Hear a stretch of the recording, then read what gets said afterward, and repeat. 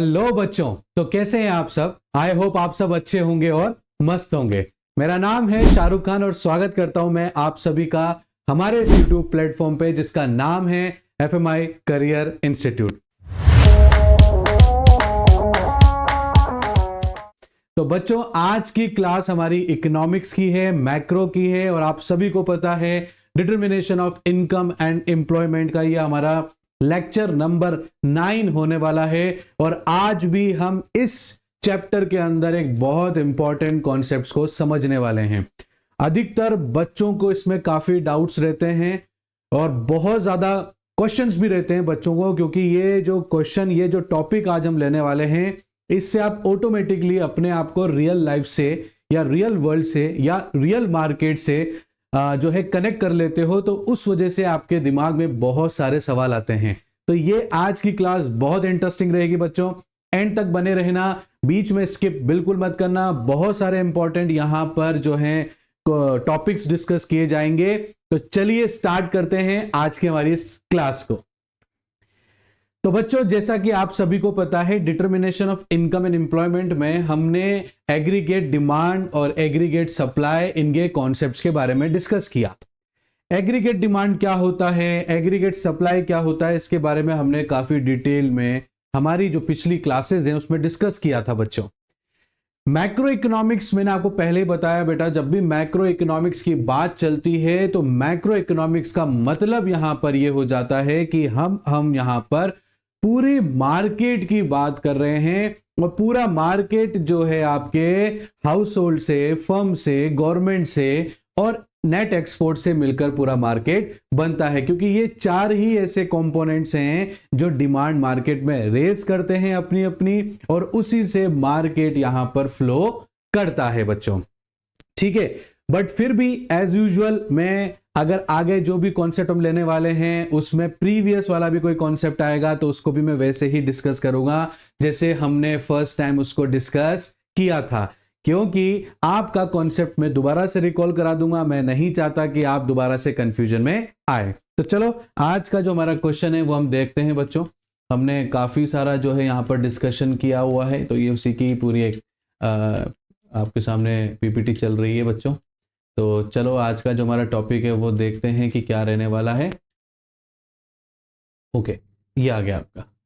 Explain करना है equilibrium level of output through consumption plus investment. ठीक है, आपको जैसा कि मैंने पहले बताया बेटा कि कंपोनेंट्स में आपके सिलेबस के अकॉर्डिंग दो ही यहां पर हैं, कंजप्शन और इन्वेस्टमेंट। गवर्नमेंट और नेट एक्सपोर्ट यहां पर नहीं है, इसलिए एग्रीगेट डिमांड का फॉर्मूला सिर्फ क्या बन जाएगा, C+I बन जाएगा। बट अगर आपसे पूरे कंपोनेंट्स के बारे में जब भी पूछा जाएगा तो बाकी के दो भी आपको एक्सप्लेन करने हैं बच्चों। बट आपके जो भी न्यूमेरिकल्स होंगे या जो भी कॉन्सेप्ट्स होंगे उसमें एग्रीगेट डिमांड के अंदर आपको सिर्फ दो ही चीजें लेनी है, वो लेनी है एक तो कंजप्शन और एक लेना है आपको इन्वेस्टमेंट। ठीक है बच्चों, तो यहां पर आज हम इक्विलिब्रियम लेवल समझने वाले हैं कि इक्विलिब्रियम लेवल क्या होता है ना, उसके कॉन्सेप्ट्स के बारे में समझेंगे। बाद में देखेंगे फिर अपन जो है थ्रू कंजप्शन प्लस इन्वेस्टमेंट से क्या होता है सब। तो देखो बच्चों, सबसे पहले आप ये समझो कि इक्विलिब्रियम लेवल क्या होता है। इकोनॉमिक्स की भाषा में काफी चीजें नॉर्मल जो है लैंग्वेजेस से काफी अलग होता है, बच्चों को कंफ्यूजन क्रिएट होता है। तो देखो बेटा, सिंपल सी बात है, आप एज अ प्रोड्यूसर जितना प्रोडक्शन कर रहे हो, ठीक है ना, उसकी मार्केट में उतनी ही डिमांड है। ठीक है, जितना प्रोडक्शन किया वो पूरा का पूरा आपका सेल आउट हो गया, आपके पास में एक्स्ट्रा में कुछ नहीं बचा।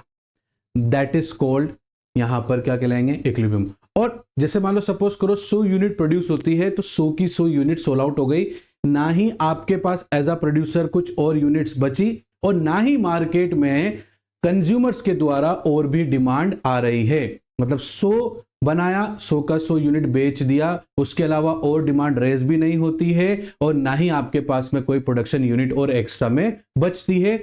ऐसे सिचुएशन को इक्विलिब्रियम लेवल कहते हैं कि जहां पर आपकी एग्रीगेट डिमांड और एग्रीगेट सप्लाई इक्वल हो जाए बच्चों, उसे ही हम यहां पर इक्विलिब्रियम की सिचुएशन कहते हैं।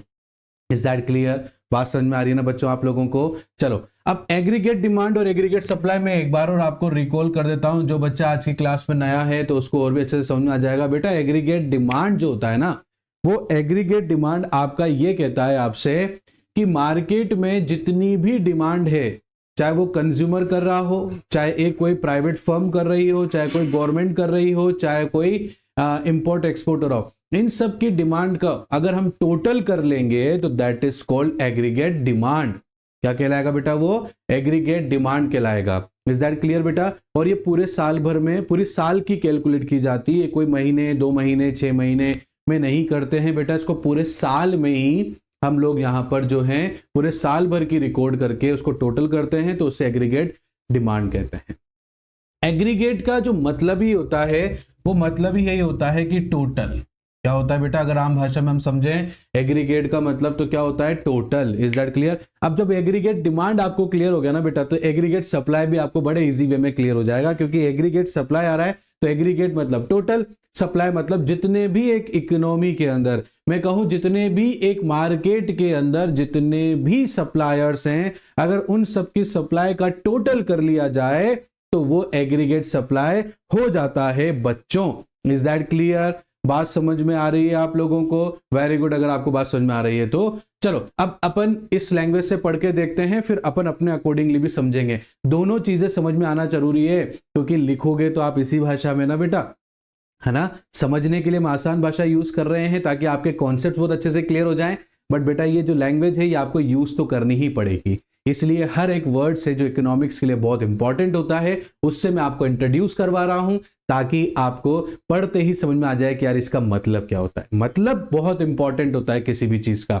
अगर आपको एक बार मतलब समझ में आ जाए तो आप आसानी से उसको आराम से लिख पाएंगे। और बच्चों को ज्यादातर यही प्रॉब्लम होती है कि सर समझ में नहीं आया, कॉन्सेप्ट्स क्लियर नहीं हुए। ठीक है, तो देखो क्या लिख रखा है कि आपको एक्सप्लेन करना है लेवल ऑफ आउटपुट को, है ना? लेवल ऑफ इक्विलिब्रियम, कि इक्विलिब्रियम लेवल कहां आएगा एक आउटपुट का, जिसके अंदर आपको कंजप्शन प्लस इन्वेस्टमेंट। अब कंजप्शन प्लस इन्वेस्टमेंट बोल रहा है, मतलब वो एग्रीगेट डिमांड की बात कर रहा है आपसे। ठीक है, पर एग्रीगेट डिमांड की बात हो गई और इक्विलिब्रियम लेवल की बात हो रही है, तो सप्लाई तो जरूर आएगा ना। ठीक है ना? डिमांड आ रही है तो उसकी पूर्ति पूरी करने के लिए सप्लाई को तो मार्केट में उतरना ही पड़ेगा। तो वो दोनों कहां जाकर संतुष्ट हो रहे हैं, सेटिस्फाई हो रहे हैं, इक्वल हो रहे हैं, वो इस कॉन्सेप्ट के अंदर हमें देखना है। तो वो क्या लिख रखा है? The equilibrium level of output occurs where total demand equals to total production. बेटा आप इस पे टोटल प्रोडक्शन पे गोला लगा सकते हो। टोटल प्रोडक्शन मतलब यहां पर एग्रीगेट सप्लाई हो गया। ठीक है ना? In the consumption plus investment approaches, total demand, aggregate demand is the sum of the consumption and investment. ठीक है ना बेटा? जब भी आप इक्विलिब्रियम लेवल को एग्रीगेट डिमांड से एक्सप्लेन करोगे बेटा, तो आपको सिर्फ 2 ही कंपोनेंट्स लेने हैं एग्रीगेट डिमांड के। वैसे 4 होते हैं, बट आपको 2 ही लेने हैं बच्चे, क्योंकि बाकी 2 आपके सिलेबस में नहीं लिए गए हैं, इसलिए हम 2 ही ले रहे हैं यहाँ पर। एक ले रहे हैं कंजप्शन और एक ले रहे हैं हम investment. Is that clear? But जब आपसे कभी पूछा जाए कि एक्सप्लेन करो एग्रीगेट डिमांड के कॉम्पोनेंट्स, तो बेटा वहां पर फिर आपको 4 ही करने हैं, बट बाकी के कॉन्सेप्ट्स के अंदर, इक्विलिब्रियम के अंदर आपको 2 ही लेने हैं। Is that clear? तो aggregate demand equal to C plus I, equilibrium condition, the economy is in equilibrium when aggregate demand equal to aggregate supply. Is that clear? अब आप चाहे एग्रीगेट सप्लाई बोलो चाहे टोटल आउटपुट बोलो, बात बराबर है। Is that clear? दोनों लिख रखा है मैंने। आप प्लीज स्क्रीनशॉट ले लेना, ये आपके शॉर्ट नोट्स तैयार हो जाएंगे, जो लास्ट में जाते जाते जब आप एग्जाम देने जाओगे ना, उसके थोड़ी देर पहले भी, 1-2 दिन पहले भी पढ़ोगे, सब रिवीजन कंप्लीट हो जाएगा बेटा। ठीक है, चलो अब इसका डायग्राम के दर्शन कराता हूं मैं आपको। ये देखो, ये इसका डायग्राम है। ठीक है, अपन भी बोर्ड पे बनाएंगे और उससे समझेंगे बच्चों, बट पहले आप इसको देख लो कि ऐसे डिमांड का जो, सॉरी, इक्विलिब्रियम लेवल का जो डायग्राम है हमें ऐसे बनाना है। और एक चीज और बता देता हूं बेटा मैं आप लोगों को, प्लीज अपनी जो है डायरी में मेंशन कर लेना इस बात को कि ऐसे क्वेश्चन में आप, जैसे अगर मैं ये क्वेश्चन दिखाऊं आपको, देखो क्या लिख रखा है यहाँ पर, कहीं लिख रखा है explain with the diagram, help with the diagram लिख रखा है? नहीं लिख रखा। लिखे चाहे नहीं लिखे, अगर आपसे इस प्रकार के क्वेश्चन पूछे जाते हैं तो बेटा डायग्राम बनाना मस्ट है। और अधिकतर मैंने बच्चों को देखा है कि वो अपने कॉन्सेप्ट्स पे अच्छे से कमांड कर लेते हैं, बट वो डायग्राम पे फोकस नहीं कर पाते हैं। जब डायग्राम बनाने की एग्जाम में बारी आती है तो बच्चे डायग्राम भूल जाते हैं। इसलिए बेटा डायग्राम की प्रैक्टिस करना, डायग्राम की प्रैक्टिस करना बहुत इंपॉर्टेंट है बेटा, क्योंकि आपसे पूछे चाहे नहीं पूछे क्वेश्चन में, आपको डायग्राम बनाना है बेटा। इससे क्या होगा बेटा, इससे 100% प्रोबेबिलिटी बढ़ जाती है हर क्वेश्चन में अच्छे मार्क्स गेन करने की। आप लोग जो मात खाते हो ना बेटा, वो यहीं आके जो है आप फेल हो जाते हो कि सर मेरे को तो उम्मीद थी 90 मार्क्स मेरे इकोनॉमिक्स में आने की, बट सर मेरे 75 आए, ये बाकी के जो मार्क्स है मेरे कहाँ लेस हो गए। तो बेटा वो इसी छोटी छोटी बातों के चक्कर में आपके जो है मार्क्स लेस हो जाते हैं। तो हमें बिल्कुल भी ऐसा रिस्क नहीं लेना है, ठीक है बेटा। चलो अब मैं भी डायग्राम बना लेता हूं तो उससे और मजा आएगा आप लोगों को समझने में, ठीक है। ये आपका एक्स एक्सिस हो गया बेटा, ये 0 हो गया, ये आपका वाई एक्सिस हो गया, ठीक है बेटा। इसके बाद में ये आपका एग्रीगेट सप्लाई हो गया बेटा, ये आपका एग्रीगेट डिमांड हो गया बेटा, ठीक है। ये आपका क्या है बेटा, ये आपका एग्रीगेट डिमांड है, चाहे इसको C+I बोल दूं मैं, चाहे इसको मैं एग्रीगेट डिमांड बोल दूं, इस वाली लाइन को बात बराबर है बेटा। ये आपका आउटपुट हो गया बेटा, ये क्या हो गया बेटा, आउटपुट हो गया। आपने ब्रैकेट में देखा होगा इनकम भी लिख रखा है। अब आप बोलोगे सर आउटपुट और इनकम बराबर कैसे हो गई, तो देखो बेटा एक चीज समझाता हूं मैं आप लोगों को। प्रोड्यूसर जो बेच रहा है, ठीक है ना, उससे जो उसके पास पैसा आ रहा है वो इनकम कहलाता है, ठीक है। इसलिए यहां पर मैंने आउटपुट और इनकम दोनों लिखा हुआ है। ये आपका पॉइंट हो गया। अब देखो, अब समझते हैं अपन लोग अच्छे से इस चीज को, ध्यान से देखना बेटा आप लोग। अब देखो बेटा, ये आपकी एग्रीगेट डिमांड की लाइन है और ये आपकी एग्रीगेट सप्लाई की लाइन है। अब ये इस पॉइंट पर दोनों जाकर मिल रहे हैं, कौन, एग्रीगेट सप्लाई और एग्रीगेट डिमांड। तो इस पॉइंट को हमेशा आपको ई पॉइंट से ही डिनोट करना है। ये मैं अपनी इच्छा से डिनोट नहीं कर रहा हूं, ठीक है ना। जो इच्छा से करूंगा उसके बारे में बता दूंगा, जो इच्छा से नहीं करेंगे उसको मैं बोलूंगा आपसे कि बेटा इसको यही लेना है। Is that clear? क्योंकि अगर आप ऐसा नहीं लोगे ना तो आपका जो कॉपी चेक करेंगे ना वो बुरा मान जाएंगे। क्यों? क्योंकि ये कॉन्सेप्ट है बेटा, क्योंकि ई जो है डिनोट कर रहा है इक्विलिब्रियम पॉइंट को। तो क्योंकि इस पॉइंट पर क्या हो रहा है, इस पॉइंट पर एग्रीगेट डिमांड इक्वल हो रहा है एग्रीगेट सप्लाई के, और जहां पर एग्रीगेट डिमांड और एग्रीगेट सप्लाई इक्वल होता है बेटा वो इक्विलिब्रियम की सिचुएशन होती है। इक्विलिब्रियम का मतलब होता है जितनी डिमांड आ रही है उतनी ही सप्लाई हो रही है। इज दैट क्लियर बेटा? That is the situation of equilibrium, और इक्विलिब्रियम को हमेशा ई से डिनोट करेंगे। तो इस पॉइंट पर एग्रीगेट डिमांड और एग्रीगेट सप्लाई क्या हो रहा है बेटा, इक्विलिब्रियम हो रहा है। मतलब यहां पर जो प्रोडक्शन किया, सॉरी थोड़ा सा टेढ़ा हो गया, यहां पर जो प्रोडक्शन किया जा रहा है वो OM किया जा रहा है। मतलब OM लेवल पर एग्रीगेट डिमांड और एग्रीगेट सप्लाई दोनों क्या हो रही हैं बच्चों, बराबर हो रही हैं। यहां पर जो है OM लेवल ऑफ मार्केट के अंदर OM लेवल ऑफ प्रोडक्शन किया जाएगा ना, तो ऑटोमेटिकली जो है एग्रीगेट सप्लाई और एग्रीगेट डिमांड इक्वल हो जाएंगे। मतलब इक्विलिब्रियम की सिचुएशन क्रिएट हो जाएगी। इज दैट क्लियर बच्चों? चलो अब मन में सवाल आएंगे, क्योंकि देखो बेटा इंसान है ना, हमेशा एक जैसी सिचुएशन नहीं रहती है, अप एंड डाउन आते रहते हैं। तो चलो इसमें समझते हैं हम क्या करते हैं। अब सर एक बात आ रही है मन में कि सर अगर इस इक्विलिब्रियम पॉइंट से आगे मैं बढ़ जाऊं तो क्या होगा। तो देखो बेटा क्या होगा, इस पॉइंट से आगे जाते ही देखो एग्रीगेट सप्लाई की लाइन ऊपर आ गई और एग्रीगेट डिमांड की लाइन नीचे आ गई। और मैं क्या बोल रहा हूं, जिसकी लाइन ऊपर रहेगी वो ग्रेटर देन अदर से रहेगा। मतलब यहां पर सप्लाई की लाइन ऊपर है, एग्रीगेट डिमांड की लाइन नीचे है, तो मतलब aggregate supply greater than aggregate demand. तो यहां पर अगर आप कहीं पर भी आप प्रोडक्शन करोगे, जैसे सपोज करो ये OM1 कर देता हूं मैं, क्या कर देता हूं, OM1, तो OM1 लेवल पर सप्लाई ज्यादा हो जाएगी।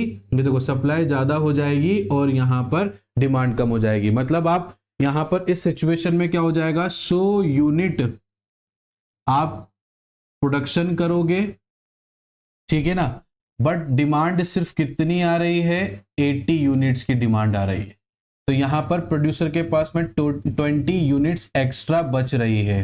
तो that is called aggregate supply. क्या बोलेंगे बेटा इसको, एक्सेस सप्लाई बोलेंगे। एग्रीगेट सप्लाई तो है ही सही, है ना। इसको क्या बोलेंगे बेटा, एक्सेस सप्लाई, कि भैया डिमांड जितनी है उससे ज्यादा प्रोडक्शन हो रहा है। क्या हो रहा है बेटा, जितनी डिमांड है उससे ज्यादा प्रोडक्शन हो रहा है, बल्कि यहां पर प्रोड्यूसर के पास में तो यूनिट पूरी सेल आउट ही नहीं हो रही है।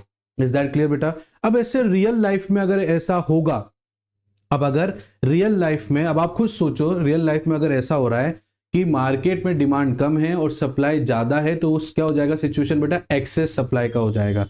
प्रोड्यूसर के पास में ज्यादा बचेगा तो प्रोड्यूसर को नुकसान होगा, और उस नुकसान से बचने के लिए प्रोड्यूसर क्या करेगा, अपने प्रोडक्शन को रोक देगा कुछ समय के लिए। और प्रोडक्शन रोकने का मतलब या प्रोडक्शन कम करने का मतलब होता है एम्प्लॉयमेंट पे भी इंपैक्ट पड़ेगा, एम्प्लॉयमेंट भी कम होगा। और ऐसा धीरे धीरे जब तक होगा जब तक हम दोबारा से इक्विलिब्रियम सिचुएशन में ना आ जाएं, ठीक है ना।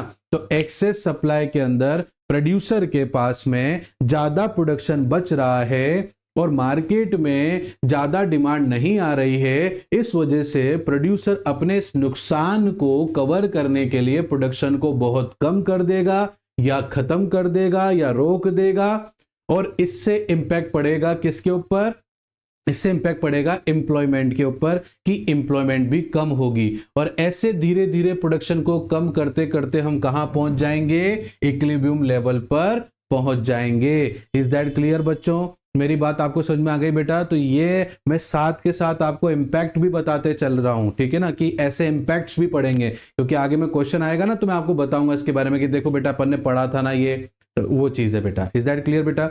चलो सर अब क्या होगा अगर इस इक्विलिब्रियम पॉइंट से नीचे आ जाएं, तो देखो बेटा ये एग्रीगेट डिमांड की लाइन है और ये एग्रीगेट सप्लाई की लाइन है, और मैंने क्या कहा जिसकी लाइन ऊपर रहती है वो क्या होता है, ग्रेटर होता है। तो इस सिचुएशन में aggregate demand greater than aggregate supply होगा। यहां पर डिमांड ज्यादा है और सप्लाई कम है। यहां पर कोई भी पॉइंट आप ले लो, जैसे सपोज करो मैं ये वाला पॉइंट ले लेता हूं, ये M2 नाम दे देता हूं। वो M2 पर क्या हो रहा है, आपका प्रोडक्शन कम है और डिमांड ज्यादा आ रही है। मतलब आप यहां पर 100 यूनिट प्रोड्यूस कर रहे हो बच्चों, ठीक है ना, और मार्केट में डिमांड के सॉरी इसको ऐसा करते हैं, आप 80 यूनिट्स प्रोडक्शन कर रहे हो बेटा, ठीक है, और मार्केट में डिमांड आ रही है 100 यूनिट्स की।